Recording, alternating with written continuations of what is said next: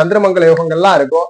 ஆனாலும் ஜாதகர் கடைநிலையில ஊழியம் செய்வார் அல்லது கான்ட்ராக்ட் ஒப்பந்தத்தின் அடிப்படையில ஊழியம் செய்வார். இது எதனால நடக்குதுன்னா, தசாபுத்திநாதர்கள் உங்களுக்கு நடக்கக்கூடிய சுயஜாதக தசையானது 6ஆம் இடத்திற்கு அவயோகமா மட்டும் இருக்கக்கூடாது, அல்லது 10ஆம் இடத்திற்கு அவயோகமா இருக்கக்கூடாது. இந்த 2 நிலைக்கு அவயோகம் இல்லாத ஒரு தசாபுத்தி நடக்குமாயின் உங்களுக்கு அரசாங்க பணி கிடைக்கும். நிறைய பேர்லாம் பாத்தீங்கன்னா டிலே ஆகிறது. சில பேர்லாம் ஒரு 21 வயதிலே அரசாங்க பதவி, அரசாங்க அமைவுல 21 இருந்து 25 செட்டில் ஆயிடுவாங்க.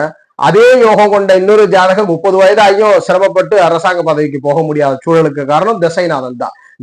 நடப்பு தசைநாதன் குரு, செவ்வாய், சூரியன் இந்த 3 கிரகங்களுக்கு ஃபேவராகவோ அல்லது 2, 6, 10ஆம் இடங்களுக்கு ஃபேவராகவோ நடக்குதுன்னா உடனடியா அந்த தசாபுத்தி உங்களை அரசாங்க வேலையில கொண்டு போய் அமர்த்தி விடுன்றதை உறுதிப்படுத்துறோம். அப்ப ஜாதக ரீதியில உங்கள் சுய ஜாதகத்தில் லக்னத்திற்கு 2, 6, 10 இந்த 3 அதிபதிகளோடு குருவோ, செவ்வாயோ, சூரியனோ வலுத்து தொடர்பு பெற்று அல்லது குரு, செவ்வாய், சூரியன் அந்த ஆதிபத்தியத்தில் வலுத்து அமர்வாயின் விதி உண்டு. தசைநாதன், நடப்பு தசைநாதன் இந்த பாவங்களுக்கு யோகமாக அமர்ந்து விட்டால், அதிபதிக்கு யோகமாக அமர்ந்து விட்டால் கண்டிப்பாக அரசு பணி உண்டுன்றத உறுதிப்படுத்துறோம். இதுல நிறைய கேட்டகரிகள் உண்டு.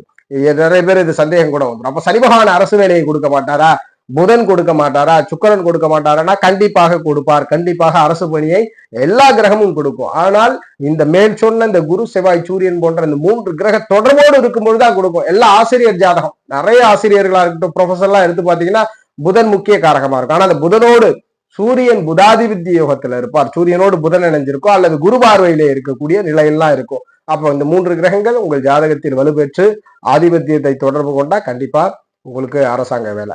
அதுபோல 2ஆம் ஆதிபத்தியத்துல வலுப்பெற்று அமர்ந்திருக்கும் பொழுது நீங்க அரசாங்க வேலைத்துல இருக்கணும்ன்ற அவசியமும் இல்லை. உங்க குடும்பத்தில் ஏதேனும் ஒருவர் அரசு லாபத்தை பெறக்கூடியவரா இருப்பார். அரசாங்கத்தினுடைய பணத்தை உங்கள் கஜானாவில் சேமிக்கக்கூடியவரா இருப்பீங்க. இதுதான் விதி.